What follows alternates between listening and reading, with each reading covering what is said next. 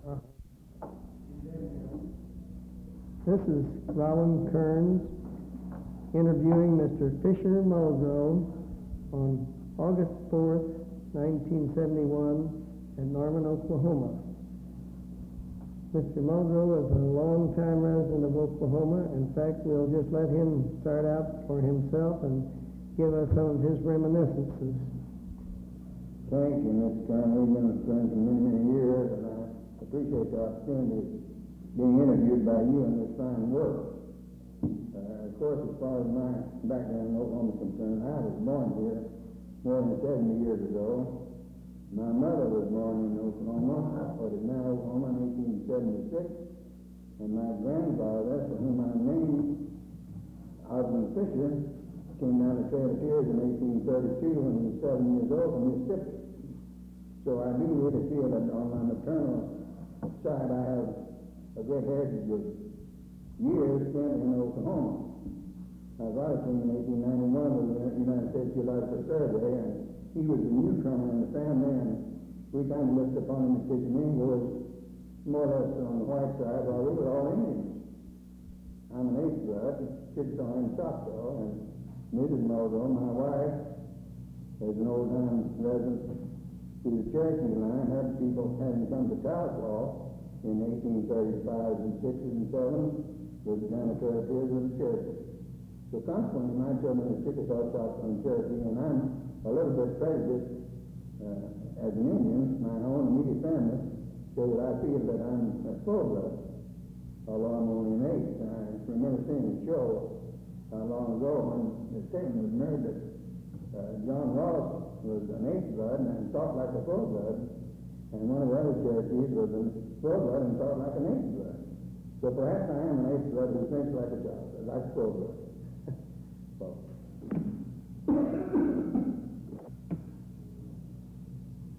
We in Oklahoma, in my judgment, have neglected our Indian heritage to the extent that we have given we kind of washed them out in the last few years, not realizing the background of so many men of prominence in Oklahoma. Everyone knows that Will Rogers and Jim Thorpe were Indians. But I wonder if we know that Bill Hastings and Charlie Carter, two of the original congressmen from Oklahoma, were both Indians. That Robert L. Rolland was one of the two senators in Oklahoma, and he was an Indian. I wonder if we realize in the present day that Willard Stone, the great artist who was elected to the Hall of Fame last year, is an Indian. Do we realize that Charles Banks Wilson, the great artist, is an Indian? That Cruz Rudiger, whom we see on the TV westerns, is an Indian, and a collateral cousin of Will Rogers. That my own brother, Al Muldrow, commanded the 45th Division in combat more than any other one man did, is an Indian. That Eric Posey, perhaps the greatest poet that Oklahoma ever produced, is this great Creek. That Asa Blue Eagle, perhaps one of our greatest Indian artists, still his book is the portrait worth $1,000. The greatest. Do we realize that Joe Matthews wrote the Book of the Month when he wrote what those days, anyhow, the book of those pages? Do we realize also that the two biggest oil companies locally incorporated in Oklahoma, and F.C. Love is president of Kerns, and that Bill Peter is not only the chief of the Cherokee, but he's president, chairman of the board, I believe, is of Silver Store. So the Spartan Blood Indians are the ones that I'm talking about, not the non-progressive Indian, and we do have some of them, but there's some non-progressive white folks too. And I am quite interested in seeing that the history of the fireside being a hobby with me is perpetuated, and the history of all Indians is not neglected in the building of Oklahoma.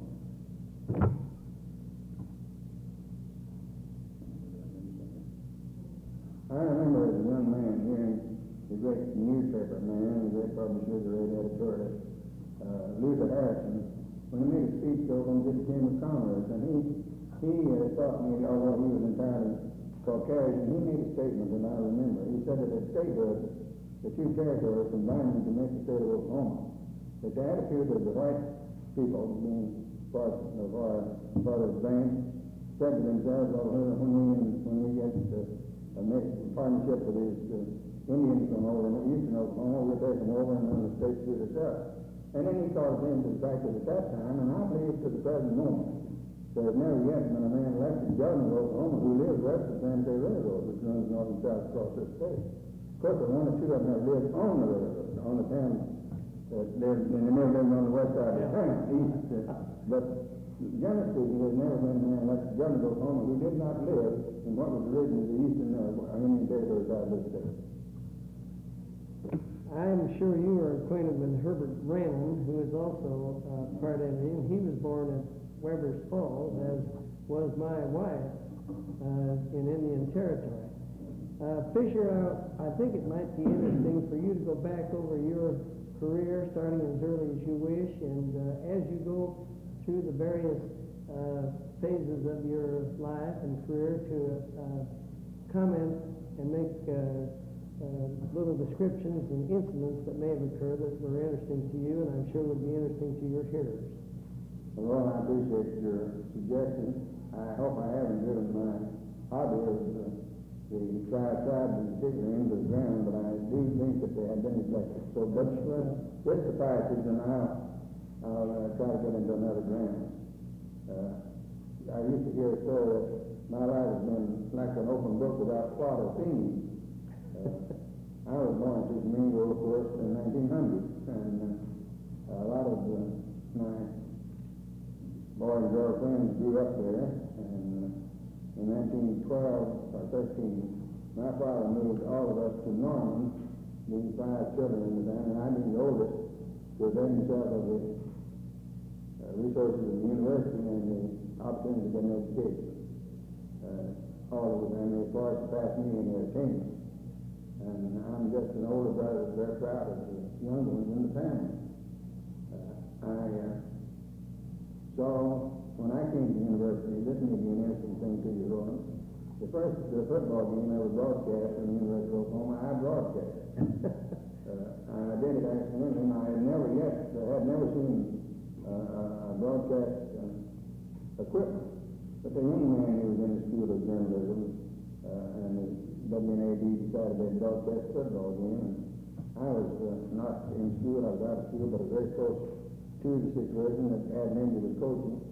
This boy tried to broadcast football game. They sent me up to identify the players on the Oklahoma team. And he started out with the most impractical statement. He said, it's 4th down and 15 yards to go. It looks like they might kick. Of course, it's obvious that's the only thing they could do. So I said, young man, could I say something in that thing? And he said, sure. I'd be glad to. You know that as bad as I wanted in this morning. So I began to try to visualize that I was talking to Ham or Paul Johnson or somebody who was in the school with me, and was telling what I'd seen. And from that I inherited the broadcasting of all athletics from the University of Oklahoma over WNAD. Incidentally, I was working ever since I got because I did it for 6-7 years and was never given a ticket to the game. I had to pay my wife way in to listen. And I never received any money. But that was one of the things I enjoyed. There was in the time of Dr. Brooks and later Dr. Bazell, both of whom I think made a great contribution to the university and to the state. I've been fortunate enough to be past president. I am past president of the London Association, past president of the Dad Association. My father and the late E.B. Johnson, the father of all the Johnson family of Spain and throughout Oklahoma, organized and created the Athletic Dad Association. And my father served as president, secretary first, and then president. And I think that I'm the only man who ever served as father and son duo in the president's Dad Association. Just out of curiosity, Fischer, when you were in Tishomingo, did you know the Johnson Murray or his father? Yes, my mother and Mrs. Johnson, Mrs. Murray. My mother and Mrs. William H. Murray were same age about. They lived together. They knew each other's children. We played with the Johnson or the Murray children, Messina and Billy, and Johnson, the late governor, and the busy governor, and Burbank, and their sister Jean, We used to know they'd stay all night like they do now. They call them slumber parties, but we stayed all night with somebody. And that was a relationship that existed between the Murray family and the Muldrow family. Our allotments joined in the Warsaw Bottom, which is now underwater with Lake Texoma. And my father was campaign manager for William H. Murray when he was defeated by Lee Cruz in 1911.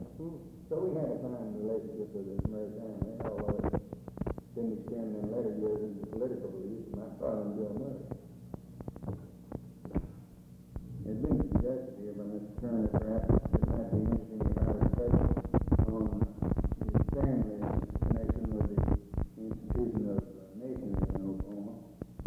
My father, who's the late H.R. Muldrow, whom my brother Al John Muldrow's name, was the first Grand Master of the Masons of the state of Oklahoma and the last Grand Master of the Masons of the state of Indian Territory.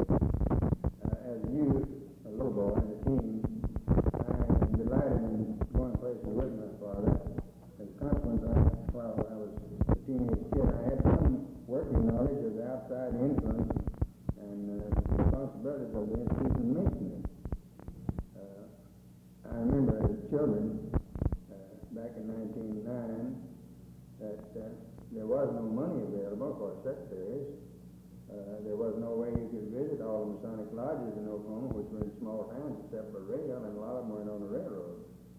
There was no road to travel in an automobile. There certainly was no way to travel in a little passenger airplane like our Candace Falls that do now from town to town.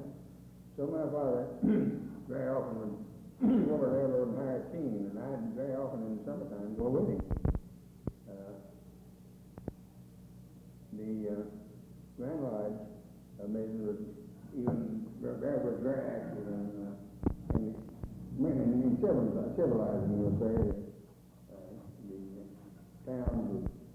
They tried to stay on side of progress and good government. And I learned a lot about the older men of Oklahoma. Some of the real names are remembered in history because of my early opportunity to having gone with my father. Some interesting experiences, but I won't try to relate them. But I think to do one spot in the history of Oklahoma to tell you that I was there as a little boy when this was instituted. But there being no secretary, the family, the children, 5 of us, I didn't know it, would sit around the dining room table and address envelopes to the different lodges. And those of us who were a little older got where we could write down in numerical order, starting with lodge number 1 and coming through all the lodges, and the secretary or master of that lodge was out referring to his record. And that's the way it was ran in those days. In my own personal business life, and upon the suggestion made by my friend Mr. Kerns, he suggested I detail some of the business experience I've had. It's been kind of transitory.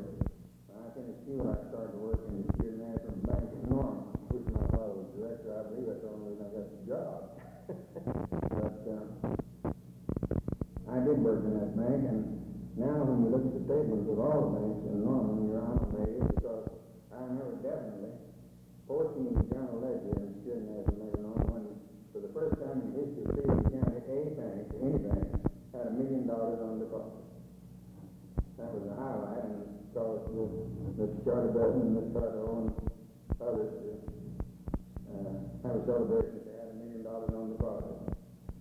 I left him with the suggestion of Mr. Anthony, Mr. Bill Anthony, to accept the job in the Public Relations Department of the OGE, which is in the growing company with Jack Owens, J.F. Owens, who to me was the greatest executive that this state ever produced. They hired me, and after working with Mr. Short while in Oklahoma City, I was sent to Ardmore's division manager. I observed a while ago that Mr. Kerns is retired vice president of OGE, and in this supposed visit before we started these broadcasts today, I observed that I was the only man who's ever fired by the OGE. He was introduced later in the program this time by the retired vice president of the OGE. It seems that maybe some of the people that whether he stooped so low or I've risen so high, I don't know which. We've enjoyed renewing our acquaintance over the years. At Ardmore, I was kind of returning to my element because I was going back to Fisher country, only 30 miles away. The OG in those days owned the ice plant. They sold it, and in selling it, the people organized a beer company that had just been legalized in Oklahoma, 3-2 beer. The territory extended at that time, the southern division from the Canadian River to the Red River, and east and west of those properties that belonged to OG. At that time, you see them with Jason Hill and the Durand, and from Purcell, south of Purcell, to Marietta down in Love County. There wasn't much unusual about the operation. They did first began rural electrification at that time, and it was before the REA, but it was a forerunner to the REA, because farmers began to need electricity. I made a survey one time, part of it, and my amazement in this survey, and interviewing a lot of women, farm women, I found that the thing that offended me was that they didn't particularly want so much refrigeration and heating. They wanted first running water in their kitchens. They never had running water in their kitchens. But they got it through electricity. And the farmers wanted first to grind their feed, and not to air condition their house or put in a refrigerator in the kitchen. The second thing that the women wanted was an electric iron, so you had to heat an iron on a wood stove. So that was interesting to that day. Then, about that time, as I say, I got tired, and I went into business in the trucking business, and it's in the oil field. This is after the end of World War II. And I was very lucky, and sold out, and then became the executive vice president of the Associated Motor Carriers of Oklahoma, which is a truck and bus association. And that led me into a field I'd never known before, which ultimately put me where I am today. And that was a lot of it on the truck legislation both in Washington and Oklahoma City. And I concluded after striking certain legislation, which was generally pro the trucking industry and opposed usually the natural opponents in the business, the railroad industry. I found that certain types of lobbyists, both in Washington and in Oklahoma City, are considered by the legislators as high-class gentlemen, as the president of them, while those who represented other types of men were very lobbyists. And they were doing the same thing. Some of the great institutions and great constitutions are great corporations carrying on a lobby in both of them being Washington that's as great as some of the others. But if they have a professional group, they represent that group of dignity, while if they are in another type of group, they are not quite so dignified. And the public, in particular the rest of them, is almost beyond the pale of intelligence, which is not true at all. No, that's right.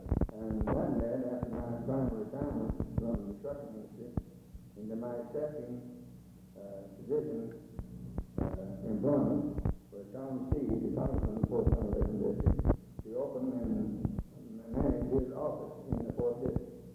He had never had an office here before, and we opened an office on Main Street in Norman. And one young lady, the secretary, Ms. Green, and myself operated that office.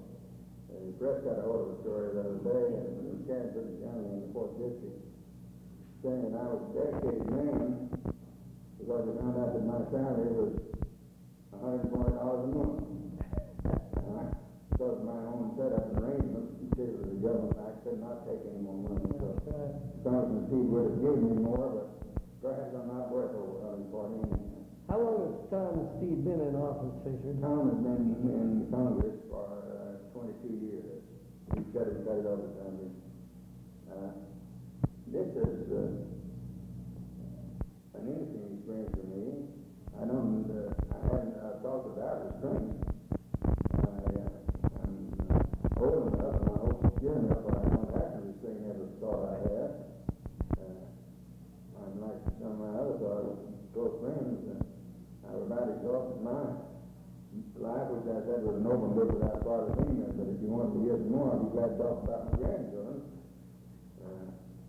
And I don't know that I'm any different than any other grandfather, but I think my grandchildren are a little bit spiritual. Most of them I know.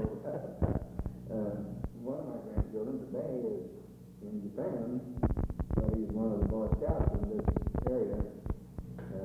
And that's something that the people of this district ought to be very proud. Not of that boy, but of the fact that of all those boys, I believe there's 14 or 17 from Rolland, and about 36 or 7 in the dance team as an Indian dance team playing together.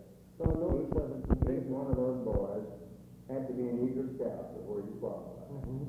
He had to be a good student. He had to be an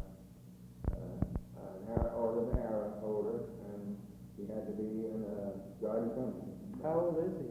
He was 15 in June. But the remarkable part about all these boys, not just Jared, his name is Jared Niemeyer. His mother's my oldest daughter. Not just about Jared, because he's just one of the other gang. But the fact that those boys earned their own money and had to put it in the bank, and then being 14 or 15 years old, the only people that hired those boys was more involved in the washer car. And they were really $1 an hour boys at the best.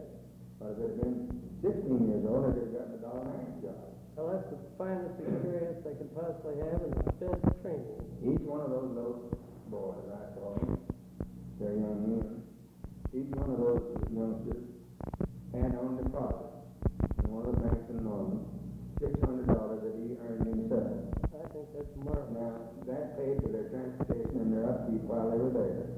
But they each took, in addition, any spending money that they might want to take was given them by their friends and families and admirers and so on. So I was amazed again to find that the treasurer, who was of course an adult, took the money along in travel checks and had a record of each one of those what he had. Those 17 boys had on record $10,600 to spend when they got to the training. So they're coming back with TVs and cameras and one of them says, "One thing like a farm-made automobile has shipped back over his delivery." So it's kind of, you wonder if after all the generation gap isn't the present generation gap after all. No, I've been asked to comment on my activities while in university, which was certainly beyond the pale in most instances, because I not only embarrassed myself on many occasions, but kept my father in a general embarrassed situation because he was present for the reasons when I was a student in university. And it became their mission to spend 23 of us at once, usually not in alphabetical order, but because of my activity, I was the first man suspended. We got out 2 or 3 times, so we get back in about 2 weeks. Dr. Brooks one time called 2 of us, and they always asked me reasons been suspended, and he said, "I know your families, and I know you boys want to go on to school, and we can't let you back in here. You've been indefinitely suspended." We had only put in all the engineering school, from the law school. So he said, "Where'd you like to go to school?" And we had no idea. We thought we were going. And he said, "How'd you like to go to Arkansas?" And my friend said, "I think it'd be fine. He lives in East Oklahoma." So Dr. Brooks immediately picked up a piece of scratch paper on his desk that had from the office of Stratton D. Brooks. He wrote a little note to Dr. Brooks, who was later governor of Arkansas, who was then president of Arkansas University. "Dear Brooks, I'm sending you 2 boys in a series of 2 USC lectures." We had quite a lot of experiences in university. The old DBMC was within the pale, and I had to get boys who belonged to that. We were sort of a few such things out there. Sometimes there might be something happening with the computer at the DBMC was back in operation. I had a lot of fun. I made poor grades. I made a lot of friends. All of them I respect and love very dearly today. And it's on that friendship that I base my existence as a citizen of Oklahoma. I want to say in closing that one of the highlights of my experience has been my membership on the board of directors of the Oklahoma Historical Society. My father, again, using my father's name, I make no apology for it. My father was a member of the board for many years, and in the directorate of the Historical Society. I think again that while I'm the first man to be second generation president of the Dad Association, I'm also the first man to be second generation member of the board of directors of the Historical Society. I think that the Historical Society is doing a tremendous job. The restoration of historic spots, the Historic Society, the Historical Sites Commission, the work that originates in the fertile brain of President George Shirk, ably backed by all the rest of the members, is going to mean a lot to my grandchildren and your grandchildren and to countless generations of children yet unborn in perpetuating the history of Oklahoma. Not only the written history, but the sites, the buildings, the mansions in Oklahoma City as they're doing now. The places in eastern Oklahoma in this old beloved Chickasaw, Choctaw, Cherokee Creek and Seminole nations. The old chief's home, Sequoia's home, the home that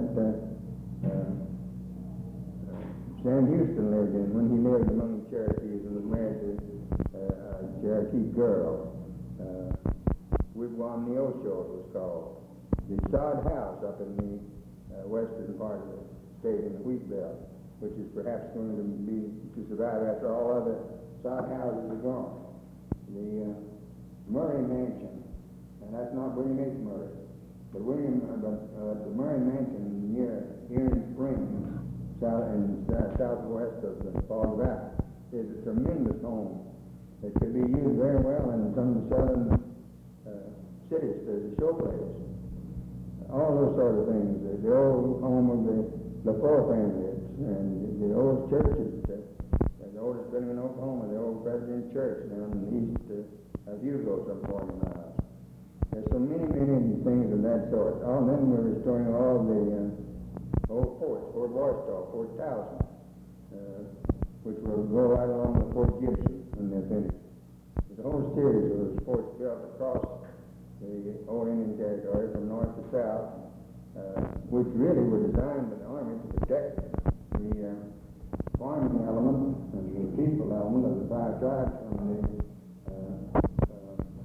West Plains Indians on a raid of some sort. And we must, in my opinion, perpetuate the history of the state through the site. That's right. So often in many smaller towns, historic spot has been torn down to put in a filling station or a store when it should have been perpetuated. That's right. It might be a financial loss for one tribe, but it should be taken care of. I plead with the people of Oklahoma to join in this sort of work. Have you had the opportunity of visiting the museum at Muskogee on Agency Hill? Yes, I've been a charter member, and I have a nephew who's on the board of directors over there. I think that Cherokee Hill, Five Tribes is called. Five Tribes Museum is going to be very, very worthwhile.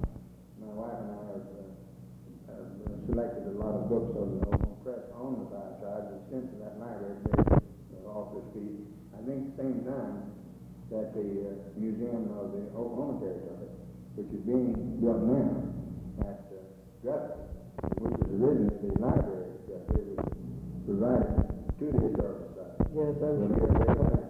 Sure, that's right. And there are other museums. The county Historical Society must be preserved. And several counties have done a tremendous job in the preservation of the history of that county. Right. Kingfisher County is a good example. Mrs. Edna Bowman is on the board of the Historical Society. Has done a great job up there. The home things, not only the Merle home, but a lot of other things. A lot of the things of that sort must be preserved. Incidentally, I went to high school with Charlie Owens, the son of former governor, or senator, in Muskogee. Oh, Years ago, Charlie Owens. Charlie? Yes. Well, that's fun. Did you live in Muskogee? Yes, I lived in Muskogee. We were married in Muskogee. Great. Yeah, my wife was over there. Well, that's nice. Her name was Margaret Danisburg. Yes, I remember that. 532 North 13th, and her brother, who really died and was an admiral in the United States Navy, was one of the first men appointed to the Naval Academy by Congressman Hastings. What year were you married? Married in 1930. And we lived there. I was an old man and Margaret was just a girl. Yeah.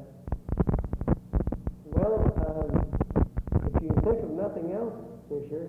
Well, I appreciate this opportunity to just talk and tell what I've seen and what I believe and what I feel about the state of Oklahoma. And I appreciate the opportunity that comes to me through the Christian College of Oklahoma City, to the individuals of the faculty and the volunteer workers, and to the Historical Society and the legislature who made it all possible. And I think this is going to be great. Well, I think this is one of the finest and simplest interviews I've ever had the pleasure of conducting, and I want to thank you again for being interviewed by... Maybe it's because it's less inhibited than most. Well, this is true, and I think that's what makes for a good interview.